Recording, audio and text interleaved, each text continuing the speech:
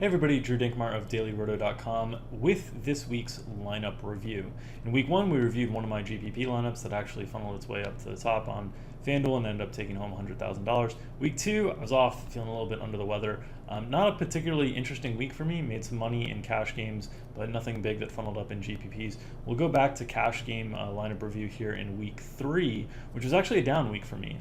Really struggled in GPPs, didn't have the right combinations out there.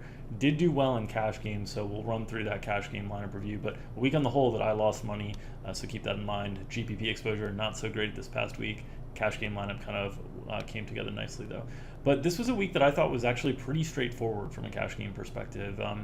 You had these huge implied totals for both Dallas and New England as they were 20-plus point favorites at home. Dallas taking on the Miami Dolphins, New England taking on the New York Jets. Wanted to make sure I wanted to have exposure to those offenses if I could into my lineups. And there were a couple obvious values due to injury situations that sort of emerged. So let's walk through the process of making my cash game lineup.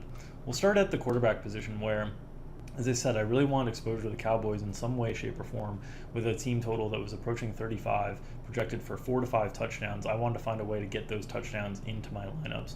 And Dak Prescott was just a little bit more affordable version of how to do that other than Ezekiel Elliott. Ezekiel Elliott was priced up around 9,000, Amari Cooper up in the mid 7,000s.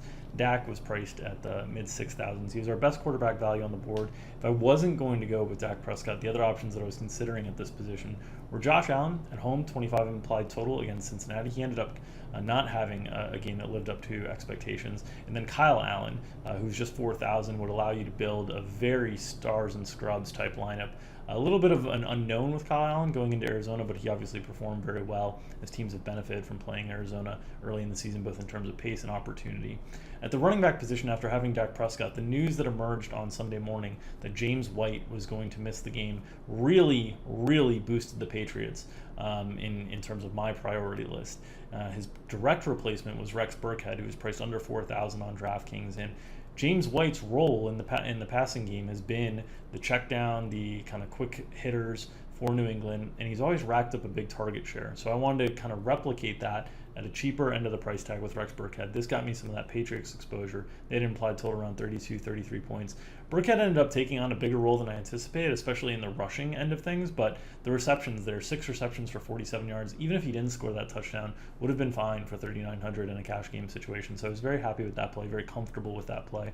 The next position, another injury news situation that kind of emerged Saturday night, Sunday morning with Rashad Penny being ruled out. It looks like Chris Carson was going to handle the full workload with just splitting time with CJ Prosise in a game Seattle was favored at home against a New Orleans team that struggled against the run the first few weeks of the season. I thought this was a great opportunity for Chris Carson. Unfortunately, he fumbled early, lost some playing time due to that, and then the game got kind of out of hand in the wrong direction, and they played a little bit more of the passing down back CJ Prosise.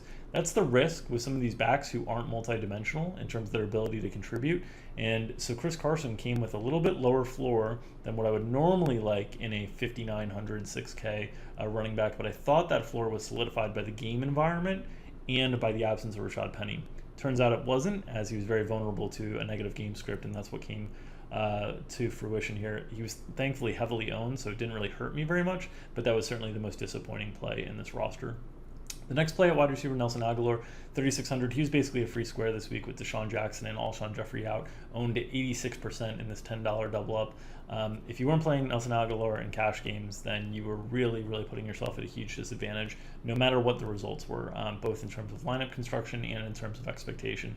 Nelson Aguilar was a free square this week. He ended up scoring twice, which was a little bit lucky, but had a ton of targets, and that's the kind of opportunity you want to lock in for relatively cheap cost.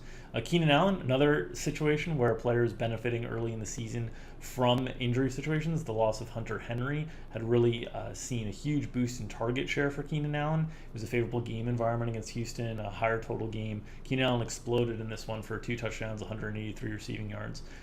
Julian Edelman was actually a little bit under-owned, in my opinion, 22.8% in this double-up.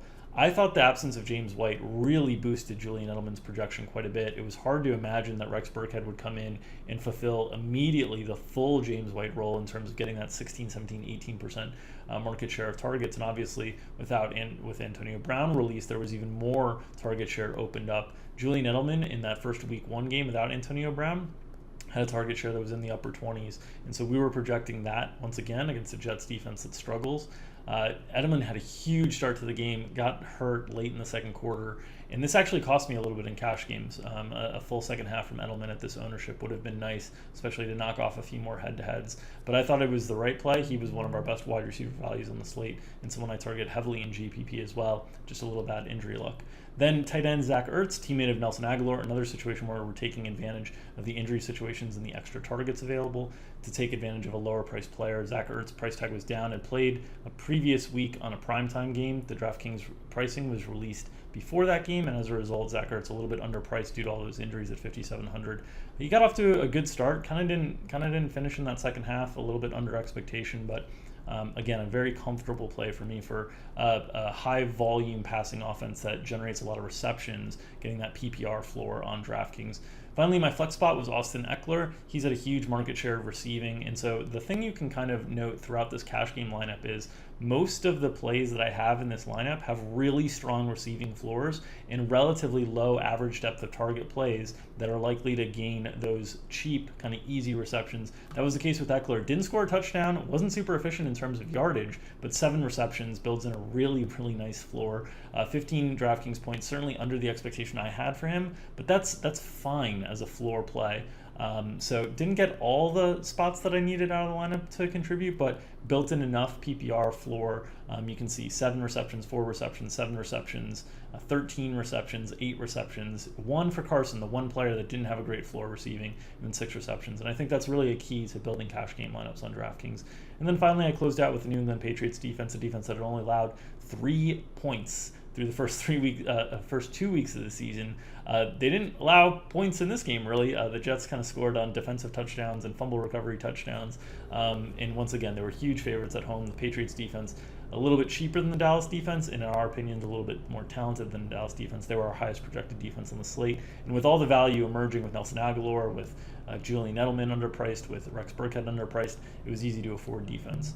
The last note that I'll have on this lineup that I think is interesting to note is the number of teammates that I paired in this situation. And obviously in GPPs, that's something you want to be cognizant of because you're limiting your overall upside. But from a cash game perspective, when those injuries happen, sometimes it inflates multiple values all at the same time and makes them compelling plays. That was certainly the case with the loss of both Antonio Brown and James White, making Rex Burkhead and Julian Edelman compelling plays, but also with the loss of Hunter Henry opening up more reception value for Austin Eckler and Keenan Allen, and the loss of Alshon Jeffrey and Deshaun Jackson opening up that reception value for Nelson Aguilar and Zach Ertz. So sometimes you'll end up seeing a lot of plays kind of funnel up together alongside as that opportunity condenses. They happen to fit in this lineup this week. It was a winner for me in cash games, even amidst a losing week on the whole because of my GPP allocations.